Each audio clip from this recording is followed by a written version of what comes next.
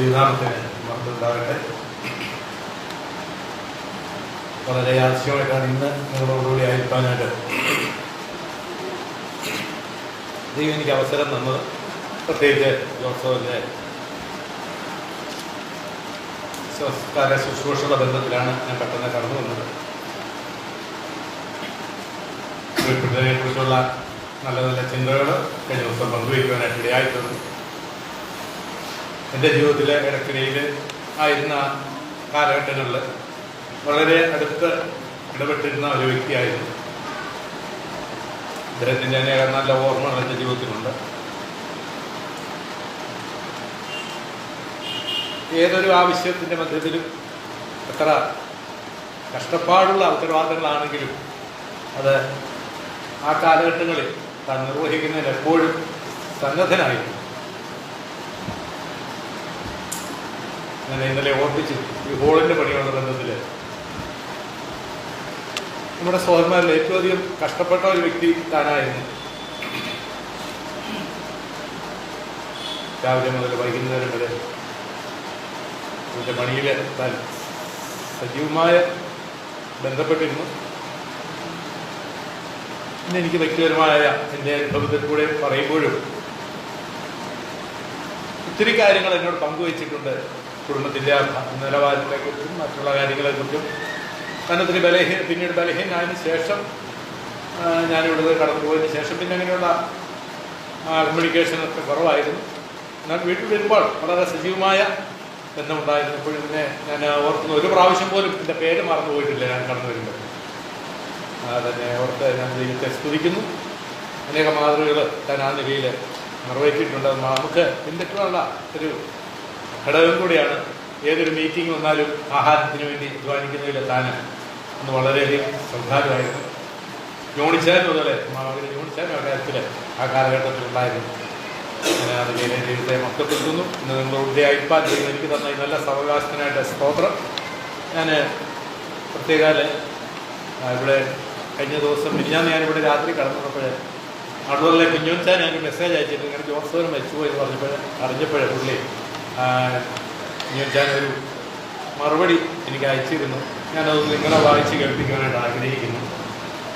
സഭയോടുള്ള ബന്ധത്തിൽ പുള്ളിയുടെ ആ ഭാരവും ഒക്കെയാണ് താൻ അറിയിച്ചിരിക്കുന്നത്. Thank you very much. glad to know that you are in Edakkara at the same. Sorry to hear about the home call of yours. Convey our heartfelt condolences. So എൻ്റെ വേർപാടിനെ കുറിച്ച് അറിഞ്ഞു. എൻ്റെ ഹൃദയംഗമായ ദുഃഖം രേഖപ്പെടുത്തുന്നു. Convey my sincere love and regards to all the saints of Edakkara Assembly. Of course, except few older saints may not know us. We the brethren who are commended from Edakkara are part of our mother assembly. Though we could not have contacts, we remember the good things.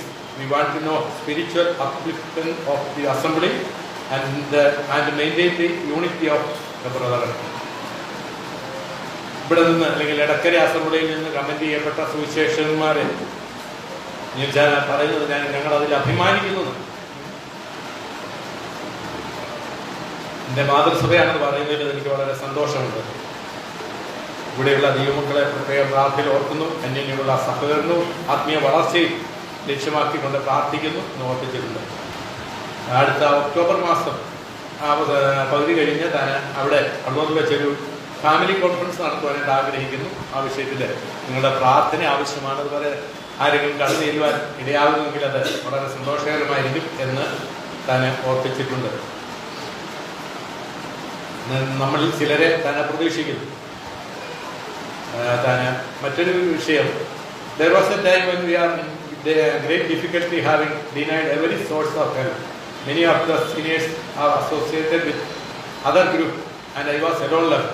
One of the promoters of the other group came to canvass and allured me with many support if I joined them, but I frankly refused, telling them I am commended by my brethren in Edakkara.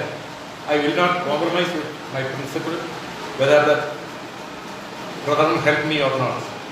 I could stand so far looking unto the door. He honored our faith and prospered the ministry. We are grateful to our brethren for their prayer and support our love to all. കഴിഞ്ഞ ചില നാളുകൾ താൻ വളരെ ബുദ്ധിമുട്ടുള്ള അനുഭവങ്ങളിൽ കൂടെ കടന്നുപോയതായിട്ട് ഓർപ്പിക്കുന്നു. പലരും മുമ്പും കൂടെ ഉണ്ടായിരുന്ന പലരും തന്നെ ഉപേക്ഷിച്ചു പോയെങ്കിലും താന് ഏത് വിശ്വാസത്തിൽ നിലനിന്നോ ഏത് ആശയത്തോടെ പൊരുത്തപ്പെട്ട് നിന്നോ ആശയത്തിൽ തന്നെ നിലനിൽക്കുവാനായിട്ട് ഇടയായിട്ടുണ്ട്. പലരെ അവരുടെ ഗ്രൂപ്പിലേക്ക് ചേരുവാനായിട്ട് ക്ഷണിച്ചെങ്കിലും താന് നിന്ന സ്ഥാനത്ത് തന്നെ ഒരു അല്പം പോലും മാറ്റമില്ലാതെ അവിടെ തന്നെ തുടരുവാനായിട്ട് ഇടയായിട്ടുണ്ട്. എന്നാൽ പിന്നീട് ദൈവം ധാരാളമായ അനുഗ്രഹങ്ങൾ തന്നെ മേൽ പകർന്നു എന്നെ ഓർപ്പിക്കാനായിട്ട് ഇടയായിത്തീരുന്നു. ഇവിടെയുള്ള ദൈവമക്കളെ നിങ്ങളെ ഓരോരുത്തരെയും പ്രത്യേകം അന്വേഷിക്കുന്നു, അല്ലെങ്കിൽ സ്നേഹം അറിയിക്കുന്നു. മാത്രമല്ല തൻ്റെ മാതൃസഭ ഇടക്കരയാണെന്ന് വീണ്ടും പറയുവാനായിട്ട് എനിക്ക് ദൈവ താല്പര്യമുണ്ട്. ദൈവമക്കളിൽ നമ്മുടെ വടക്കേന്ത്യയിലുള്ള നമ്മുടെ സുവിശേഷകന്മാരെ പ്രത്യേകം പ്രാർത്ഥനയിൽ ഓർക്കേണ്ടത് ആവശ്യമാണ്. നമ്മുടെ പ്രാർത്ഥനയും കൈത്താങ്ങിലും അവർക്ക് വളരെ അത്യന്താപേക്ഷിതമാണ്. നമ്മൾ മറന്നു പോയത് നമ്മൾ കഴിയാത്ത ചില നല്ല ശുശ്രൂഷകൾ അവർ വടക്കേന്ത്യയിൽ മറ്റുള്ളവരുടെ മധ്യത്തിൽ ചെയ്യുമ്പോൾ നാം അത് നിസ്സാരമായി കാണരുത്. ഒരിക്കലും അവരെ നമ്മുടെ പ്രാർത്ഥനയുടെ കരകളിൽ വഹിക്കണം. അവർക്ക് വേണ്ട ഒത്താശകൾ പ്രോത്സാഹനം അവരെ നൽകണം. പ്രത്യേകിച്ച് ഇടക്കര സഭയിൽ നിന്ന് പ്രോത്സാഹിപ്പിച്ചയച്ച കമന്റ് ചെയ്ത ചില സുവിശേഷന്മാർ വടക്കേന്ത്യയിലുണ്ട്. അവരെ നാം തീർച്ചയായിട്ടും അംഗീകരിക്കുകയും അവരെ ആ നിലയിൽ കരുതുകയും ചെയ്യേണ്ടത് ഏറ്റവും ആവശ്യമാണ്, നമ്മുടെ ഉത്തരവാദിത്തമാണ്. ഇടക്കര സഭയുടെ ഒരു പ്രതിനിധിയായിട്ടാണ് അവർ വടക്കേന്ത്യയിലെ ശുശ്രൂഷ ചെയ്യുന്നു എന്നുള്ളത് നാം വിസ്മരിക്കരുത്. അവരോടുള്ള നമ്മുടെ ഉത്തരവാദിത്തങ്ങൾ നിർവഹിക്കുവാനായിട്ട് ദൈവം നമ്മെ ഒരു ദിവസം ബലപ്പെടുത്തരുത്. ഇന്നത്തെ ചിന്തയ്ക്കായിട്ട് എഫേസ്യ ലേഖനത്തിൽ നിന്ന് 2 വാക്യങ്ങൾ വായിക്കുവാനായിട്ട് ഞാൻ ആഗ്രഹിക്കുന്നു. ദൈവിക കരുതലും ദൈവിക പരിപാലനവും ഒക്കെ നമുക്ക് ധാരാളമായിട്ട് അനുഭവിക്കാനായിട്ട് കഴിഞ്ഞ ദിവസങ്ങളിലൊക്കെ ഇടയായി. എനിക്കും എൻ്റെ ജീവിതത്തോടുള്ള ബന്ധത്തിൽ അത് പറയുവാനായിട്ട് കഴിയും. ദൈവത്തിൻ്റെ വലിയ ഇടപെടൽ, ദൈവത്തിൻ്റെ വലിയ കരുതൽ ഓരോ നിമിഷവും ദൈവം എനിക്ക് നൽകുന്നുണ്ട്, നിലനിർത്തുന്നു. അതോർത്ത് ഞാൻ ദൈവത്തെ മഹത്വപ്പെടുത്തുന്നു. നിങ്ങളുടെ പ്രാർത്ഥനയിൽ ഞങ്ങളെ തുറന്നും വഹിക്കണം. എഫേസ്യ ലേഖനം 3-ാം അധ്യായത്തിൻ്റെ അവസാനത്തെ 2 വാക്യങ്ങൾ 20-ഉം 21 വാക്യങ്ങൾ നമുക്ക് വായിക്കാം.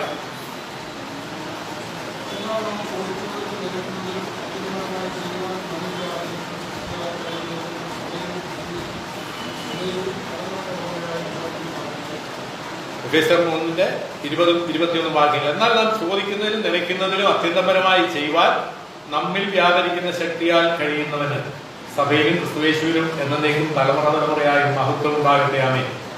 20-ാം വാക്യത്തിൽ നാം ഇങ്ങനെ വായിക്കുന്നു: നാം ചോദിക്കുന്നതിലും നിലയ്ക്കുന്നതിലും അത്യന്തപരമായി ചെയ്യുവാൻ നമ്മിൽ വ്യാപരിക്കുന്ന ശക്തിയാൽ കഴിയുന്നു.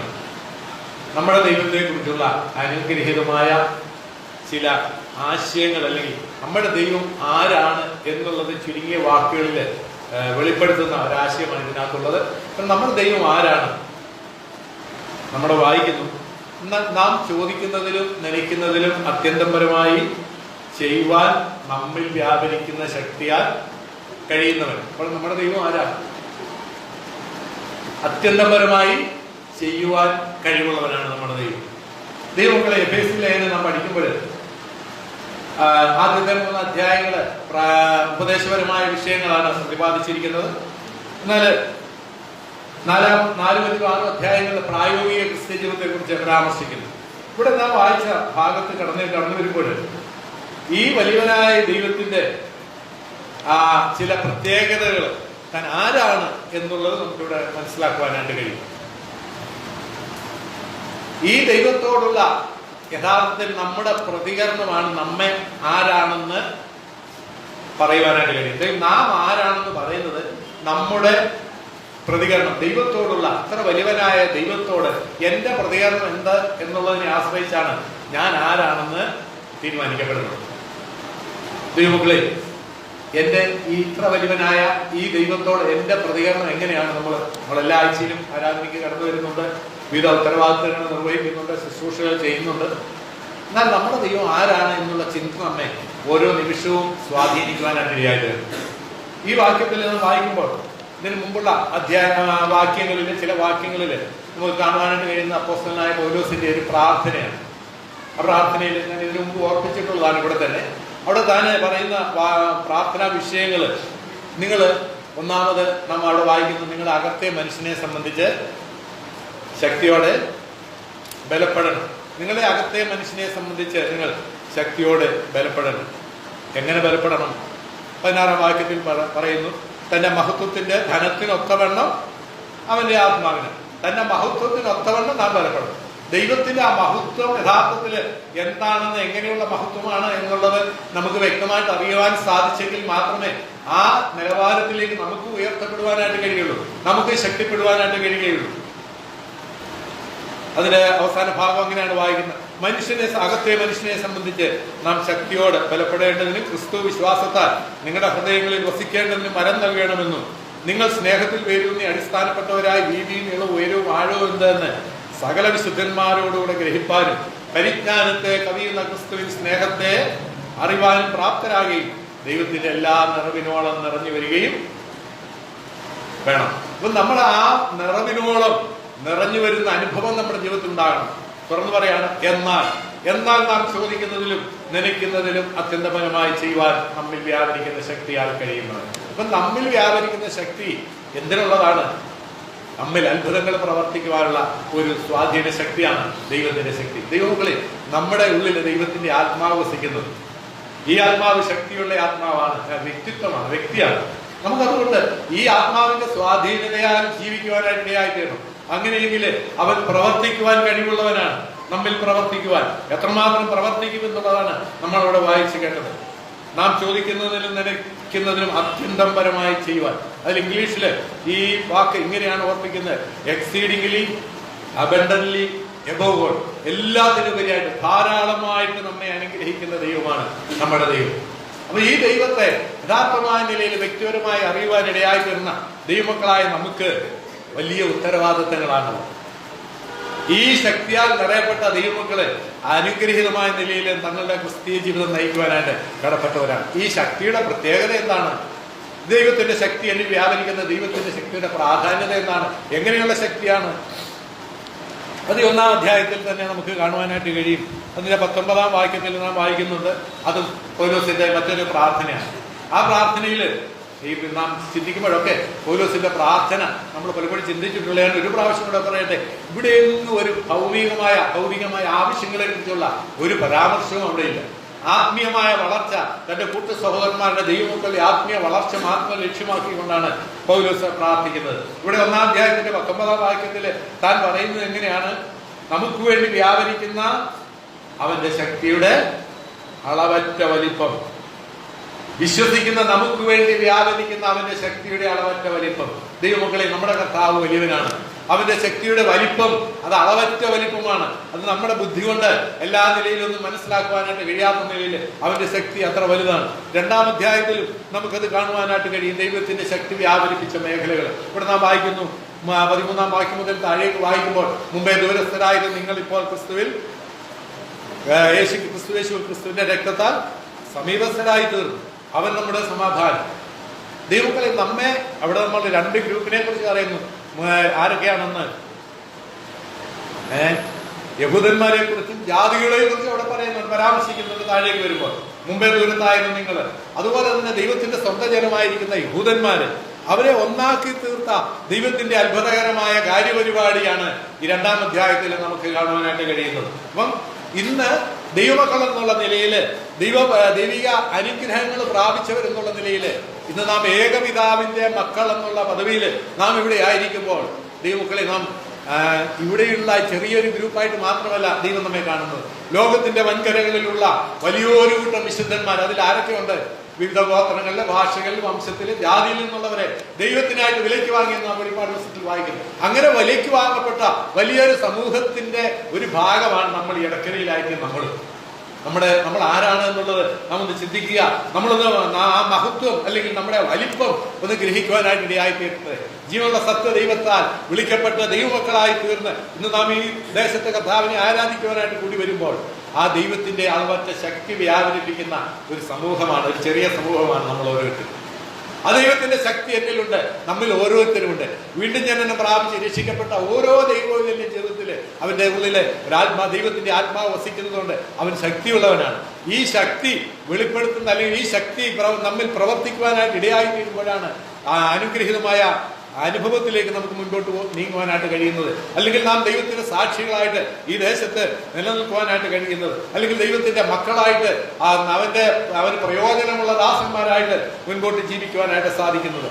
ഇന്ന് നാം ദൈവസേനയിലായിരിക്കുമ്പോൾ ദൈവമക്കളെ നാം ഒരു കാര്യം മനസ്സിലാക്കുക, നാം ദൈവത്തിന്റെ മക്കളാണ്. നാം ദൈവത്തിന്റെ ശക്തി ആവഹിക്കുന്നവരാണ്. ദൈവത്തിന്റെ ശക്തിയെ കുറിച്ചൊക്കെ ഒത്തിരി പ്രതിപാദിക്കാറുണ്ട്. അതിന്റെ അളവത്ത് നമ്മുടെ മാനുഷികമായ ബുദ്ധി കൊണ്ട് ചിന്തിക്കുവാനായിട്ട് കഴിയില്ല. ദൈവം എത്ര വലിയവനാണ് എന്നുള്ളത് നമുക്ക് ആ നിലയിൽ ഗ്രഹിക്കുവാനായിട്ട് നമ്മുടെ ബുദ്ധിക്ക് അസാധ്യമാണ്. അപ്പൊ നമ്മുടെ ഞാൻ മുമ്പേ ഓർപ്പിച്ചതുപോലെ അകത്തെ മനുഷ്യനെ സംബന്ധിച്ച് ശക്തിയോടെ ബലപ്പെടണം. അതാണ് നമ്മുടെ എല്ലാവരുടെയും ലക്ഷ്യം. അങ്ങനെയാണ് ആയിരിക്കേണ്ടത്. നമ്മുടെ ഉള്ളിലെ മനുഷ്യൻ ശക്തിപ്പെട്ടുവെങ്കിൽ മാത്രമേ ഈ ദേശത്തെ കർത്താവിന് നല്ല സാക്ഷികളായിട്ട്, കർത്താവിന് പ്രയോജനകരമായിട്ട് ജീവിക്കുവാനായിട്ട് കഴിയുള്ളൂ. നമ്മുടെ പുറമെയുള്ള ആരോഗ്യമോ നമ്മുടെ പുറമെയുള്ള കഴിവുകളൊന്നും ഒരിക്കലും നമ്മെ ആത്മീയമായ വളർച്ചയിലേക്ക്, ഉന്നത നിലവാരത്തിലേക്ക് നയിക്കുവാനായിട്ട് സാധിക്കുന്നതല്ല. പിന്നെയോ ദൈവത്തിന്റെ ആത്മാവ് നമ്മിൽ വ്യാപരിക്കുമ്പോൾ ദൈവമക്കളെ ഈ കർത്താവിന്റെ ശക്തി വെളിപ്പെടുത്തുന്ന അനേക മേഖലകൾ നമുക്ക് ദൈവദിനത്തിൽ കൂടെ കാണുവാനായിട്ട് കഴിയും. ദൈവത്തിന്റെ ശക്തി വെളിപ്പെടുത്തുന്ന അനേക മേഖലകൾ നമ്മളൊന്ന് തിരിഞ്ഞു നോക്കിയേ, നമ്മുടെ ജീവിതത്തിൽ നിന്ന് പരിശോധിച്ചു നോക്കിയേ. കഴിഞ്ഞ നാളുകളിൽ എത്രമാത്രം ദൈവിക കരുതൽ നമ്മളായിരുന്ന സ്ഥാനത്ത് അനുഭവിക്കാനായിട്ട് ഇടയായി തീർന്നിട്ടുണ്ട്. ദൈവം നമ്മെ ശക്തീകരിച്ചു, ദൈവം നമ്മെ ബലപ്പെടുത്തി, ദൈവം നമുക്ക് വേണ്ടി പ്രവർത്തിച്ചു. ഉന്നതമായ അനുഭവങ്ങളിൽ കൂടെ ദൈവം നമ്മെ നടത്തി. നമ്മൾ ഓരോരുത്തരുടെ സാക്ഷ്യങ്ങളിൽ കൂടെ അതാണ് മനസ്സിലാക്കുവാനായിട്ട് കഴിയുന്നത്. ഒന്നുമില്ലാത്ത അനേക അനുഭവങ്ങൾ തിരിഞ്ഞു നോക്കുമ്പോൾ നമുക്കുണ്ട്. നമ്മുടെ ഓരോരുത്തരുടെയും ജീവിതം പരിശോധിച്ചാൽ മതി. എന്നാൽ ദൈവം നമ്മെ ഇന്ന് കൊണ്ടുവന്നാക്കിയിരിക്കുന്ന സ്ഥാനം എത്രയോ ഉന്നതമാണ്. ആത്മീയമായ നിലയിലും ഭൗതികമായ നിലയിലും ദൈവം നമുക്ക് തന്നിരിക്കുന്ന നന്മകള് അവർണ്ണനീയമാണ്. ദൈവമക്കളെ ഞാൻ പലപ്പോഴും ചിന്തിക്കാറുണ്ട് ഈ വാക്യത്തിന്റെ അടിസ്ഥാനത്തിൽ നാം ചോദിക്കുന്നതിലും നനയ്ക്കുന്നതിലും അത്യന്തം പരമായ നന്മകൾ ദൈവം നമുക്ക് നൽകിയിട്ടുണ്ട്. എൻ്റെ ജീവിതത്തിൽ അതെനിക്ക് മനസ്സിലാക്കാനായിട്ട് സാധിച്ചിട്ടുണ്ട്. അതെനിക്ക് വെളിപ്പെടുത്തുവാനായിട്ട് സാധിക്കും. എൻ്റെ ജീവിതാനുഭവം അത് വളരെ വ്യക്തമാണ്. അത് ആ കാര്യത്തിൽ വളരെ വ്യക്തമായ നിലയിൽ മനസ്സിലാക്കുവാനായിട്ട് എനിക്ക് കഴിയും. എൻ്റെ ജീവിതത്തിൽ കഴിഞ്ഞ നാളുകളിൽ ദൈവം കൊണ്ടുവന്ന വഴികൾ അത്ര അനുഗ്രഹീതമായ നിലയിലാണ്. എൻ്റെ ചെറുപ്പകാലങ്ങൾ മുതൽ ഞാൻ പലപ്പോഴും ചിന്തിക്കാറുണ്ട്, എങ്ങനെയാണ് ഇവിടെ എത്തിയത്, ഏതെല്ലാം അനുഭവങ്ങളിൽ കൂടിയാണ് ഇങ്ങോട്ട് വന്നത്. ഞാൻ പലപ്പോഴും പറയാറുണ്ട്. ഞാൻ ഇടക്കരയിൽ വന്ന കാലഘട്ടങ്ങളെ കുറിച്ച് ഞാൻ ഓർക്കാറുണ്ട്. ആ കാലഘട്ടങ്ങളെക്കാൾ ഇന്ന് എത്രയോ വ്യത്യസ്തമായ ഒരു അനുഭവത്തിലാണ് നമ്മൾ ഓരോരുത്തരുമായിരിക്കുന്നത്. ഞാൻ 82 ജൂൺ മാസത്തിലാണ് അവസാനത്തെ ആഴ്ചയാണ് ഞാൻ ഇവിടെ ആദ്യമായിട്ട് ആരാധനയ്ക്കായിട്ട് കടന്നു വരുന്നത്. ജോലിയുള്ള ബന്ധത്തിൽ കടന്നു വരുന്നത്. ഈ പഴയ ഹോളിന്റെ അങ്ങേയറ്റത്തിൽ നിന്ന് കർത്താവിനെ ആരാധിച്ചതായ ആ ചിത്രം ഇപ്പോഴും എൻ്റെ ഓർമ്മയിലുണ്ട്. എൻ്റെ അടുത്തിരുന്നത് അന്ന് എന്നോട് കൂടെ അടുത്തിരുന്ന വ്യക്തി എന്ന് പറയുന്നത് മരുതയിലെ സിറ്റി മധ്യം. ആ ബ്രദറിനെ കുറിച്ചാണ്. അന്ന് പുള്ളി അദ്ദേഹം ബൈബിൾ കോളേജിലൊക്കെ പോയിട്ട് മടങ്ങി വന്ന ആ സമയമാണ്. മൊറീസിലേക്കൊക്കെ പോകാനുള്ള തയ്യാറെടുപ്പ് എടുത്തിരിക്കുന്ന കാലഘട്ടത്തിലാണ്. അപ്പം ഞാൻ ഓർക്കുകയാണ്, അന്ന് നമ്മുടെ പിതാക്കന്മാരോടുകൂടെ കർത്താവിനെ ആരാധിച്ച ഒരു കാലഘട്ടം ഉണ്ടായി. വളരെ സന്തോഷകരമായ അനുഭവമായിരുന്നു. എന്നാൽ ഇന്നിപ്പോൾ അതിനേക്കാൾ വ്യത്യസ്തമായ ജീവിത സാഹചര്യങ്ങളിലാണ് നമ്മൾ ഓരോരുത്തരും ആയിരിക്കുന്നത്. നമ്മുടെ ആത്മീയ നിലവാരത്തിന് എന്തെങ്കിലും കുറവുകൾ വന്നിട്ടുണ്ടോ, മൂല്യച്യുതികൾ വന്നിട്ടുണ്ടോ എന്ന് നാം നമ്മെ തന്നെ പരിശോധിക്കേണ്ടത് ഏറ്റവും ആവശ്യമാണ്. നമ്മൾ ഏകപിതാവിന്റെ മക്കൾ എന്നുള്ള നിലയിൽ ഇന്ന് പകൽക്കാലം പിതാവിനെ ആരാധിക്കുവാനായിട്ട് ഇടയായത് വന്നപ്പോൾ നമ്മുടെ ഹൃദയത്തിൽ കൂടെ കടന്നുപോയ ചിന്തകളൊക്കെ എന്തൊക്കെയാണ്? യഥാർത്ഥമായ നിലയിൽ ആത്മീയമായ ചിന്തകൾ മാത്രമാണോ നമ്മുടെ ഹൃദയത്തിൽ കൂടെ കടന്നുപോയത്? നമുക്ക് ആ ദൈവത്തെ ആ നിലയിൽ ആരാധിക്കാനായിട്ട് ഇടയായി തീർന്നിട്ടുണ്ടോ? നമ്മുടെ ദൈവം വലിയവനാണ്. അവൻ നമുക്ക് വേണ്ടി നന്മകൾ ചെയ്യുന്ന ദൈവമാണ്. എന്നാൽ നമ്മുടെ ഉത്തരവാദിത്തങ്ങൾ വളരെ വലുതാണ്. ഇവിടെ നാം വായിച്ചതുപോലെ അങ്ങനെ എങ്ങനെയായാൽ എന്നാൽ എന്നവിടെ വാക്യം നാം ആരംഭിക്കുന്ന അങ്ങനെയാണ്. എന്നാൽ നാം ചോദിക്കുന്നതിലും നനയ്ക്കുന്നതിലും അത്യന്തപരമായി ചെയ്യുക. നമ്മുടെ ജീവിതത്തിൽ ഒത്തിരി ക്രമീകരണങ്ങൾ വരുത്തേണ്ടത് ഏറ്റവും ആവശ്യമാണ്. ആ ക്രമീകരണങ്ങൾക്ക് വേണ്ടി, ആ പദ്ധതികൾക്ക് വേണ്ടിയാണ് പൗലോസ് ഇവിടെ ആത്മാർത്ഥമായിട്ട് പ്രാർത്ഥിക്കുന്നത്. എന്റെ ദൈവമക്കളെ, നമ്മുടെ ഓരോരുത്തരുടെ ഹൃദയത്തിൽ വസിക്കുന്ന കർത്താവിന്റെ സാന്നിധ്യം നമുക്ക് ആ വിഷയത്തെ കുറിച്ച് ബോധവാന്മാരാകാം. ദൈവം എന്നോട് കൂടെയുണ്ട്.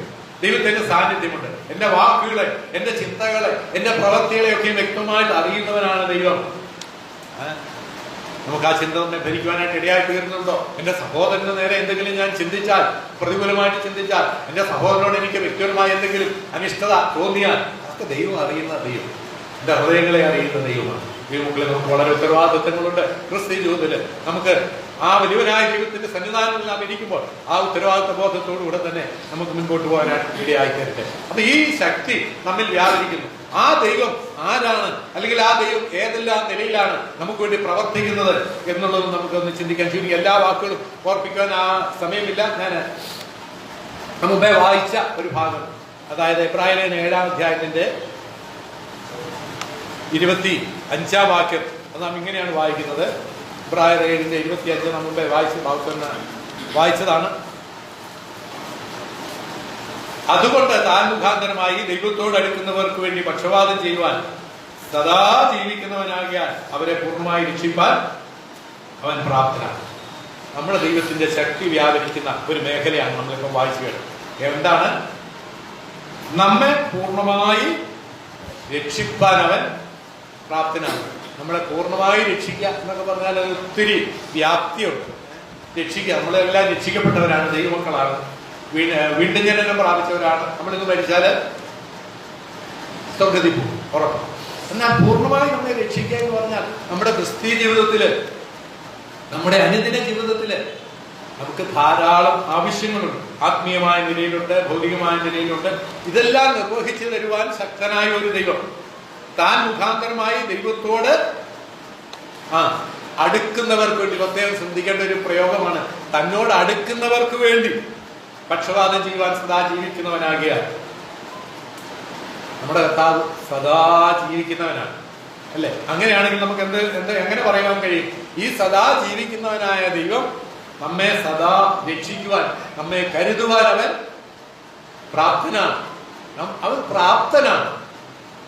നാം രാവിലെ അത് ഓർത്തു. അവന്റെ പ്രാപ്തി അവർണ്ണനീയമായ മേഖലകളാണ് വ്യാപിക്കുന്നത്. നമ്മളെ സംബന്ധിച്ചിടത്തോളം നമ്മൾ രക്ഷിക്കപ്പെട്ടു, ദൈവത്തിന്റെ സാന്നിധ്യം നമ്മൾ അനുഭവിച്ചു. ഇന്ന് നാം ദൈവമക്കളാണ്. രക്ഷിക്കപ്പെടുന്നതിൽ ദൈവിക കരുതൽ ഉണ്ടായിരുന്നു, ദൈവിക സാന്നിധ്യം ഉണ്ടായിരുന്നു. അല്ലെങ്കിൽ നമുക്ക് ഇങ്ങനെ വേണേൽ പറയാം, രക്ഷിക്കപ്പെടുന്നതിന് മുമ്പേ ഈ ശക്തി നമുക്ക് വേണ്ടി വ്യാപരിച്ചുകൊണ്ടിരുന്നു. അതുകൊണ്ടാണ് നമുക്ക് രക്ഷിക്കപ്പെടുവാനായിട്ട് ഇടയായത്. രക്ഷയോടുകൂടെ കഴിഞ്ഞോ? ഈ ശക്തി ഇനിയും ആവശ്യമാണ്. നമ്മുടെ ക്രിസ്തീയ ജീവിതത്തിൽ ഓരോ നിമിഷവും ഈ ദൈവത്തിന്റെ ശക്തി ആവശ്യമാണ്. ഞാൻ ഒരു സംശയമല്ല, ഒരു ചോദ്യം, ഇങ്ങനെ ഒരു കാര്യം ഇങ്ങനെ പറയട്ടെ. ഈ വീണ്ടും ജനനം പ്രാപിച്ച് ഈ ശക്തി ആവശ്യമില്ലാതെ, അല്ലെങ്കിൽ ഇവിടെ നിന്ന് മാറ്റപ്പെട്ട ഒരു വ്യക്തിയുണ്ട്. ആരാന്ന് പറയാമോ? രക്ഷിക്കപ്പെട്ട ഉടനെ തന്നെ സ്വർഗത്തിലേക്ക് പോയി ആ വ്യക്തി. അങ്ങനെ ഒരേ ഒരു വ്യക്തിയേ ഉള്ളൂ, ക്രൂശിലെ ഒരു കള്ളൻ. രണ്ടുപേരിലൊരു കള്ളൻ. അവന് മാത്രമാണ് ഈ ലോകത്തില് തുറന്ന് രക്ഷിക്കപ്പെട്ട് ജീവിക്കാൻ ആവശ്യമില്ലാതെ നേരെ പർദീസിലേക്ക് കടന്നുപോയ ഏക വ്യക്തി. നമ്മള് അങ്ങനെയല്ല. നമ്മൾ രക്ഷിക്കപ്പെട്ടു, ദൈവം നമുക്ക് ഇങ്ങനെ കുറച്ച് നാളുകൂടെ നീട്ടി തന്നിരിക്കുക. നമുക്ക് ഓരോ ദിവസവും അല്ലെങ്കിൽ ഓരോ നിമിഷവും നമുക്ക് തന്നുകൊണ്ടിരിക്കുക. എന്തിനു വേണ്ടിയാണ്? ദൈവനാമഹത്വത്തോട്ട് ജീവിക്കുക. ദൈവത്തിന്റെ ശക്തി നമ്മിൽ വ്യാപരിക്കണം. നാം കർത്താവിന് പ്രയോജനകരമായി ജീവിക്കണം. അപ്പോൾ നമ്മെ പൂർണ്ണമായി രക്ഷിക്കുവാൻ ശക്തനായ അനുഗ്രഹീതമായ സാന്നിധ്യം, അവന്റെ സാന്നിധ്യം നമ്മോട് കൂടെ ഉണ്ട്. നമ്മൾ രക്ഷിക്കപ്പെട്ടു, ഇപ്പോഴോ രക്ഷിക്കപ്പെട്ടുകൊണ്ട് ഇരിക്കുന്നു. ഇനി നമ്മൾ രക്ഷിക്കപ്പെടും. അപ്പൊ നമ്മൾ ഇന്ന് രക്ഷിക്കപ്പെട്ട ദൈവമക്കൾ എന്നുള്ള നിലയിൽ നമ്മൾ ഈ തുടർന്നുള്ള നമ്മുടെ ക്രിസ്തീയ ജീവിതത്തില് വ്യക്തിപരമായി നമുക്ക് എങ്ങനെ പറയാനായിട്ട് കഴിയും? എനിക്ക് തുറന്ന് ജീവിക്കുവാൻ ദൈവത്തിന്റെ കൃപ ആവശ്യമാണ്, ദൈവത്തിന്റെ ശക്തി എനിക്ക് ആവശ്യമാണ്. ഈ ഓരോ നിമിഷവും, ഞായറാഴ്ച, തിങ്കളാഴ്ച, ചൊവ്വാഴ്ച, ബുധനാഴ്ച, ഇങ്ങനെ ആഴ്ചയുടെ എല്ലാ ദിവസങ്ങളിലും, എല്ലാ മണിക്കൂറുകളിലും, എല്ലാ സെക്കൻഡുകളിലും എനിക്ക് ദൈവത്തിന്റെ കൃപയില്ലാതെ ഈ ലോകത്തിൽ ജീവിക്കാനായിട്ട് കഴിയും. അപ്പൊ ഈ ദൈവം എത്ര വലിയവനാണ്! അവൻ നമ്മെ ആ നിലയിൽ കരുതുവാൻ അവൻ മതിയായവനാണ്, അവൻ പ്രാപ്തനാണ്. മാത്രമല്ല നമ്മെ നിത്യതയിൽ എത്തിക്കുവോളം. അല്ലെങ്കിൽ നമുക്ക് ഇങ്ങനെ പറയുവാനായിട്ട് കഴിയും, പാപത്തിന്റെ സ്വാധീനതയിൽ നമ്മൾ വിടുവിക്കപ്പെട്ടു. ഇന്ന് നാം പാപത്തിന്റെ ശക്തിയിൽ നിന്ന് നാം രക്ഷിക്കപ്പെട്ടുകൊണ്ടേയിരിക്കുന്നു. ആത്മീയ ജീവിതം നയിക്കുന്ന ഒരു വ്യക്തി, അത് ശരിയായ ആത്മീയ നിലവാരം പുലർത്തുന്ന ഒരു വ്യക്തി.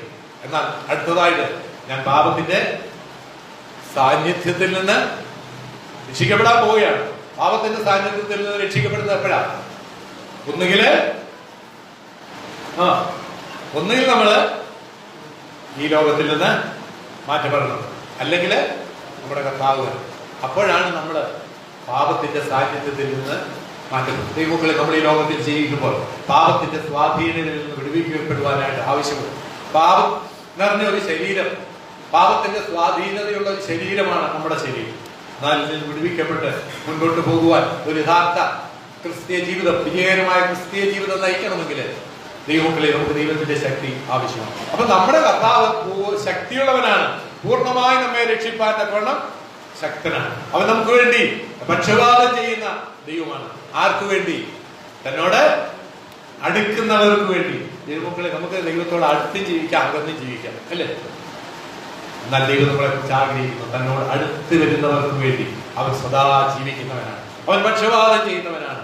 ദൈവമക്കളായ നമുക്ക് കർത്താവിനോട് ചേർന്ന് നടക്കുവാൻ, ദൈവത്തിന്റെ കരുതലും പരിപാലനവും ധാരാളം അനുഭവിച്ചുകൊണ്ട് ജീവിപ്പാൻ തക്കണം ദൈവം നമ്മെ ഓരോരുത്തരെയും സഹായിക്കട്ടെ. രണ്ടാമത് 2 കൊരിന്ത്യർ 9:8 വാക്യത്തില് 2 കൊരിന്ത്യർ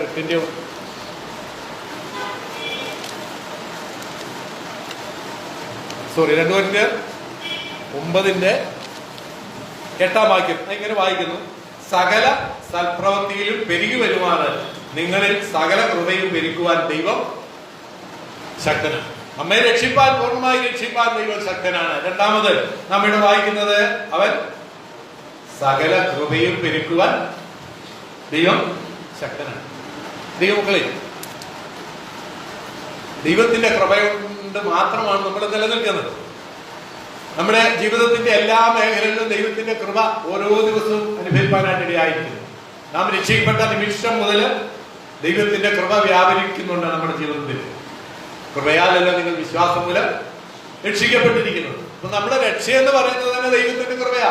അർഹിക്കാത്ത അനുഗ്രഹങ്ങളാണ് ദൈവം നമ്മുടെ ജീവിതത്തിൽ, ഓരോ ക്രിസ്തീയ വൈകല്യന്റെയും ജീവിതത്തിൽ നൽകിയിരിക്കുന്നത്. ആ ഉത്തരവാദിത്വ ബോധത്തോടുകൂടെ നമ്മുടെ ക്രിസ്തീയ ജീവിതം നയിക്കാനായിട്ട് ഇടയായിത്തീരണം. നാം ഇവിടെ വായിച്ചത് സകല കൃപയും പെരുക്കുവാൻ ദൈവം ശക്തനാകുന്നു. അവൻ വാരി വിതറി ദരിദ്രന്മാർക്ക് കൊടുക്കുന്നു, അവന് നീതി എന്നേക്ക് നിലനിൽക്കുന്നു എന്ന് എഴുതിയിരിക്കുന്നുവല്ലോ. എന്നാൽ വിതയ്ക്കുന്നവൻ വിത്തും ഭക്ഷിപ്പാൻ ആഹാരവും നൽകുന്നവൻ നിങ്ങളുടെ വിതയും നൽകി പൊലിപ്പിക്കുകയും നിങ്ങളുടെ നീതിയുടെ വിളവ് വർദ്ധിപ്പിക്കുകയും ചെയ്യും. നാം ഇവിടെ വായിക്കുമ്പോൾ ഒരു പ്രത്യേക കാര്യം പരാമർശിക്കുന്നുണ്ട്. ഇതിനുള്ള മുകളിലത്തെ വാക്യം കൂടെ, 6 മുതലുള്ള വാക്യം കൂടെ പഠിച്ചാൽ, ചിന്തിച്ചാൽ, അല്ല 8-ാം അധ്യായം മുതൽ ഇങ്ങോട്ട് പഠിച്ചാൽ ഒരു പ്രത്യേക വിഷയമാണ് അവിടെ പരാമർശിച്ചിരിക്കുന്നത്. എന്താണെന്ന് അറിയാമോ? എന്താ അവിടെ പറയുന്നത്? വിശ്വാസികളുടെ കൊടുക്കുന്ന മനോഭാവത്തെ കുറിച്ച് അവിടെ പറയുന്നത്. കൊടുക്കുക. ഈ 9-ാം അധ്യായത്തിൽ നമുക്കത് കാണുവാനായിട്ട് കഴിയും. ധാരാളമായി വിതയ്ക്കുന്നവൻ ധാരാളമായി കൊയ്യും.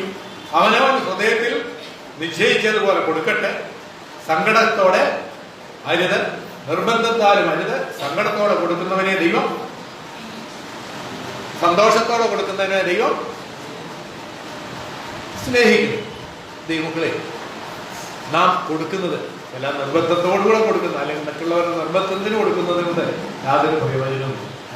നമ്മുടെ കൊടുക്കുന്നതിനെ കുറിച്ച് ഒരു മാതൃക കൊരിന്ത്യർ ലേഖനത്തിൽ വളരെ വ്യക്തമായ നിലയിൽ 8-9 അധ്യായം നമ്മൾ ഇടയ്ക്കൊക്കെ ഒന്ന് വായിച്ചു നോക്കാം. അവിടെ 8-ാം അധ്യായത്തിൽ പറയുന്ന ഒരു വലിയ ഒരു പ്രത്യേക പദപ്രയോഗമുണ്ട്. പൗലോസ് പറയാണ്, സഹോദരന്മാരെ, മക്കെദോന്യ സഭയ്ക്ക് ലഭിച്ച ദൈവകൃപ. അപ്പം ഇവിടെ ദൈവകൃപയെ കുറിച്ച് പറയുന്നത്, ഇപ്പൊ നമ്മൾ 9-ാം അധ്യായത്തിൽ വായിച്ചത് ദൈവകൃപയെ കുറിച്ചാണ്. ഇവിടെ പറയുന്ന ദൈവകൃപ എന്ന് പറയുന്നത് എന്ത് ദൈവകൃപയാണ്? ആ കൃപയെ കുറിച്ചാണ് അടുത്ത വാക്യത്തിൽ വിശദീകരിക്കുന്നത്. കഷ്ടത എന്ന കഠിന ശോധനയിലായിരുന്നിട്ടും അവരുടെ സന്തോഷ സമൃദ്ധിയും മഹാദാരിദ്ര്യവും ധാരാളം ഔദാര്യം കാണിപ്പാൻ കാരണമായിട്ടുണ്ട്. ഇതാണ് ഒരു ദൈവകൃപ. എന്താ അവിടെ സംഭവിച്ചത്? ആരുടെയാ? മക്കെദോന്യ സഭകൾക്ക് ലഭിച്ച ദൈവകൃപ. അവർക്കൊരു കൃപ ലഭിച്ചു. എന്താ? എന്തിനുള്ള കൃപയാ?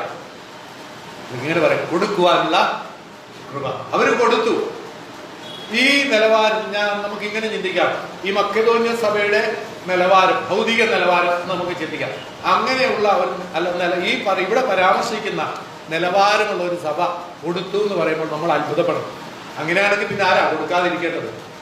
കൊടുക്കാതിരിക്കാൻ ഒരു ന്യായവും ഇല്ല. ഇവിടെ പറയുന്നതിന്റെ ഈ വാക്യത്തിന്റെ അടിസ്ഥാനത്തിൽ കൊടുക്കാതിരിക്കാൻ ആർക്കും കൊടുക്കാതിരിക്കാൻ ഒരു അടിസ്ഥാനവുമില്ല. അവരേതവസ്ഥയിലായിരുന്നു? കഷ്ടത എന്ന കഠിന ശോധനയിലായിരുന്നിട്ടും അവര് കൊടുത്തു. ആർക്ക് കൊടുത്തു? യെരൂശലേമിലെ ഞങ്ങളുടെ സഹോദരങ്ങൾക്ക് വേണ്ടി അവർ കൊടുത്തു. പിന്നെ അവിടെ കൊടുക്കാനുള്ള കാരണമായി തീർന്ന അവിടെ സന്തോഷ സമൃദ്ധിയും. അടുത്ത വാക്ക് നമ്മൾ ചിന്തിച്ച് മഹാദാരിദ്ര്യത്തിൽ കൂടെ കടന്നു പോരാരേലും ഉണ്ടോ ഇവിടെ? മഹാദാരിദ്ര്യത്തിൽ കൂടെ കടന്നു ആരെങ്കിലും ഉണ്ട്? എനിക്ക് തോന്നുന്നില്ല. അപ്പൊ മക്കെദോന്യ സഭയുടെ നിലവാരം ഇതായിരുന്നു. അവർ കഷ്ടതയിലായിരുന്നു, പിന്നെ അവർക്ക് മഹാദാരിദ്ര്യം ഉണ്ടായിരുന്നു. പക്ഷെ അവർക്ക് വേറൊരു കൈമുതൽ ഉണ്ടായിരുന്നു. എന്താണെന്നറിയാം അവർ പറയുന്നത്? അവർക്ക് മഹാസന്തോഷമുണ്ടായിരുന്നു. കൊടുക്കുന്നതിന് യാതൊരു മനസ്താപവും അവർക്കില്ലായിരുന്നു. കൊടുക്കുവാൻ, അല്ലെങ്കിൽ തങ്ങളുടെ കൂട്ടു സഹോദരന്മാരുടെ ഇല്ലായ്മ പരിഹരിക്കുവാനായിട്ട് കൊടുക്കുവാൻ വളരെ സന്തോഷമുള്ളവരായിരുന്നു. വിശുദ്ധന്മാരുടെ സഹായത്തിലുള്ള ധർമ്മവും കൂട്ടായ്മയെ സംബന്ധിച്ച് അവർ വളരെ താല്പര്യത്തോടെ ഞങ്ങളോട് അപേക്ഷിച്ചു. അവർക്ക് കൊടുക്കുവാനുള്ള അവരുടെ സന്നദ്ധത. ദൈവമക്കളെ, നമുക്ക് ദൈവസേനയിലേക്ക് നമ്മളെ തന്നെ താഴ്ത്തി വിനയപ്പെടുത്താം. നമുക്ക് എത്രമാത്രം ഈ മനോഭാവം വെച്ച് പുലർത്തുവാനായിട്ട് ഇടയാക്കിയിട്ടുണ്ട്. മഹാദാരിദ്ര്യത്തിൽ കൂടെ കടന്നു പോകുന്ന, വലിയ കഷ്ടതയിൽ കൂടെ കടന്നു പോകുന്ന ഒരു കൂട്ടം ജനം, അവരെ കൊടുക്കുവാൻ മഹാസന്തോഷമുള്ളവരായി. നമ്മുടെ മനോഭാവം എങ്ങനെയുണ്ട്? ഞാൻ എങ്ങനെ ഓർപ്പിക്കട്ടെ? ഇവിടെ ഇന്ന് വായിച്ചത് അങ്ങനെയാണ്.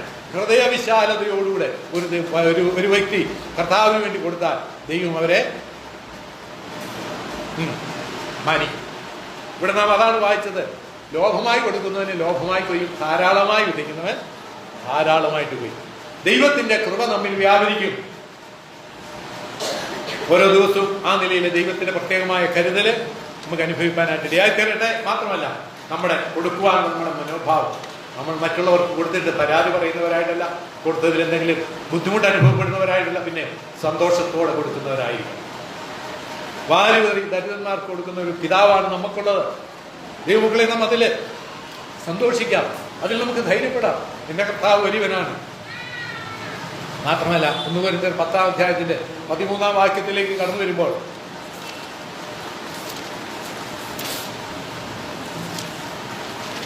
1 കൊരിന്ത്യർ 10:13 നാം ഇങ്ങനെ വായിക്കുന്നു: മനുഷ്യർക്ക് നടപ്പല്ലാത്ത പരീക്ഷ നിങ്ങൾക്ക് നേരിട്ടിട്ടില്ല. ദൈവം വിശ്വസ്തൻ. നിങ്ങൾക്ക് കഴിയുന്നതിന് മീതെ പരീക്ഷ നേരിടുവാൻ സമ്മതിക്കാതെ നിങ്ങൾക്ക് സഹിപ്പാൻ കഴിയേണ്ടതിന് പരീക്ഷയോടുകൂടെ ഒരു പോക്കുവഴിയും ഉണ്ടാകും. നമ്മുടെ കർത്താവിന്റെ മറ്റൊരു പ്രത്യേകതയാണ് നമ്മുടെ വായിച്ചത്. എന്താ? പരീക്ഷിക്കപ്പെടുന്നവരെ സഹായിപ്പാൻ കഴിവുള്ളത്. പരീക്ഷിക്കപ്പെടുന്നവരെ സഹായിപ്പാൻ കഴിവുള്ളവനാണ് നമ്മുടെ ദൈവം. നാം പരീക്ഷിക്കപ്പെടുമ്പോൾ നമുക്ക് വിജയം നൽകുവാൻ കഴിയുന്ന ഒരു ദൈവമാണ് നമ്മോട് കൂടിയുള്ളത്. ദൈവമക്കളെ, നമുക്ക് നമ്മുടെ ജീവിതത്തെ ദൈവകരങ്ങളിൽ ഏൽപ്പിക്കാം. അതിന്റെ 8ഉം 9ഉം വാക്യങ്ങളിൽ അതുകൂടെ നാം ചിന്തിക്കാം. അതിന്റെ 9-ാം വാക്യത്തില് അവരിൽ ചിലർ പരീക്ഷിച്ച് സർപ്പങ്ങളെ നശിച്ചു പോയതുപോലെ നാം കർത്താവിനെ പരീക്ഷിക്കരുത്. അവർ ചിലർ പിറുവിറുത്ത് സംഹാരിയാൽ നശിച്ചു പോയതുപോലെ നാം പിറുവിറുക്കുകയുമരുത്.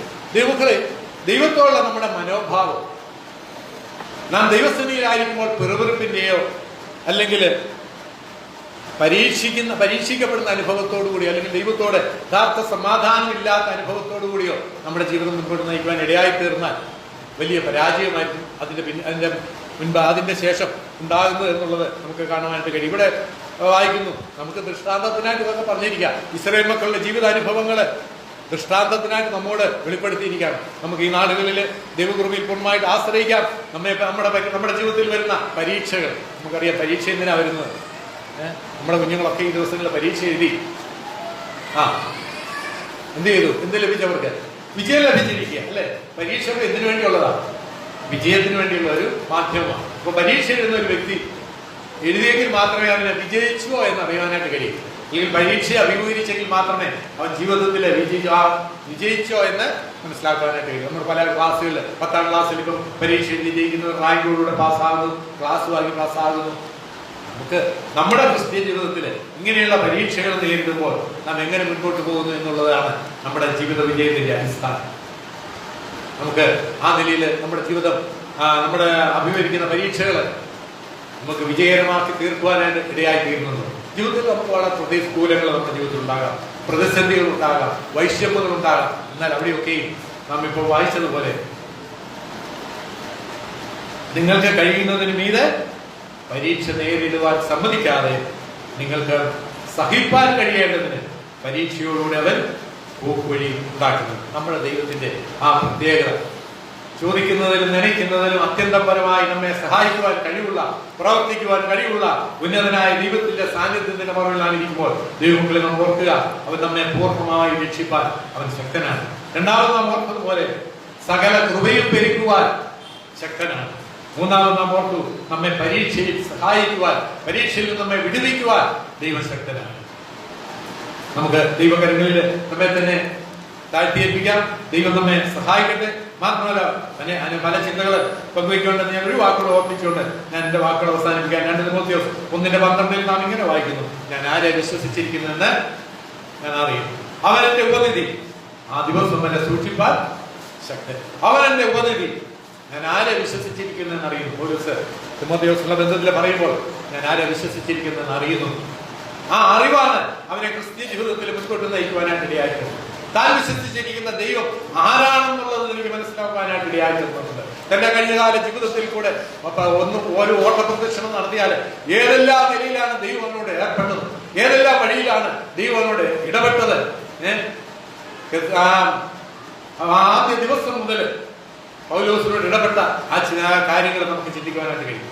എന്നാൽ പൗലോസ് അവസാനം പറയുന്ന ഒരു വാക്കുണ്ട്: ദൈവജനത്തിനെതിരായി പ്രവർത്തിക്കുകയും ദൈവജനത്തെ ഇല്ലാതാക്കുവാൻ ശ്രമിക്കുകയും ചെയ്ത പൗലോസ് അവസാനം തന്റെ വാക്കുകളിൽ തിമോഥെയോസിന് പറയുന്നുണ്ട്, എന്താ? ഞാന് നല്ലപോലെ പൊരുതു, ഓട്ടം തികച്ചു, വിശ്വാസം കാത്തു, ഇനി നീതിയുടെ കിരീടം എനിക്കായിട്ട് പൂർണ്ണ ബോധ്യം എനിക്കുണ്ടായിരുന്നു. നമുക്ക് ഇങ്ങനെ പറയുവാനായിട്ട് കഴിയും, താൻ ആരെ വിശ്വസിച്ചിരിക്കുന്നു എന്ന് താൻ അറിയുന്നു. അതുകൊണ്ടാണ് തന്റെ ഉത്തരവാദിത്തങ്ങളൊക്കെയും ഭംഗിയായ നിലയിൽ നിവർത്തിക്കുവാനും അവസാനമായിട്ട് തനിക്ക് ആ വാക്ക് ദൈവസന്നിധിയിൽ പറയുവാനായിട്ട് ഇടയായിട്ടുണ്ട്. നമുക്ക് അങ്ങനെ പറയുവാൻ കഴിയുമോ? നമ്മൾ കർത്താവിനെ വിശ്വസിച്ചിട്ടുണ്ട്. എന്നാൽ നമ്മുടെ ക്രിസ്തീയ ജീവിതത്തിൽ ഈ കർത്താവിന്റെ മാനപാത്രങ്ങളായിട്ട് ജീവിപ്പാൻ നമുക്ക് പൂർണ്ണമായിട്ട് ഇടയായിത്തരുന്നേ. അവനുള്ളവരായിട്ട് ജീവിപ്പാൻ ദൈവം നമ്മെ ഓരോരുത്തരെയും സഹായിക്കട്ടെ. ഞാൻ ആരെ വിശ്വസിച്ചിരിക്കുന്നു എന്ന് അറിയുന്നു. അതുകൊണ്ട് പറയാണ്, ഞാൻ നല്ല പൊരുതി ഓട്ടം തികച്ച് വിശ്വാസം കാണും. ഇനിയൊരു വലിയ പ്രതീക്ഷയേ ഉള്ളൂ, കർത്താവിന്റെ സന്നിധിയിലായിരിക്കും, അവനോടുകൂടി ആയിരിക്കും എന്നുള്ള ആ പൂർണ്ണമായ ഉറപ്പും ധൈര്യവും പൗലോസിനെ സ്വാധീനിച്ചു. ആ വാക്കുകളാണ് നമുക്ക് കേൾക്കാനായിട്ട് ഇടയായിത്തീരുന്നത്. ദൈവങ്ങളെ, നമ്മുടെ ദൈവം വലിയവനാണ്. അവനിൽ തന്നെ ആശ്രയിക്കാം, അവനിൽ തന്നെ ശരണപ്പെടാം. അവൻ നമ്മെ ആ അവസാന നിമിഷം വരെയും സൂക്ഷിപ്പാൻ ശക്തനായിരിക്കാം. അവന്റെ ബലമുള്ള കരങ്ങളിൽ ആശ്രയിക്കാം. അവന്റെ വലിയ നാമം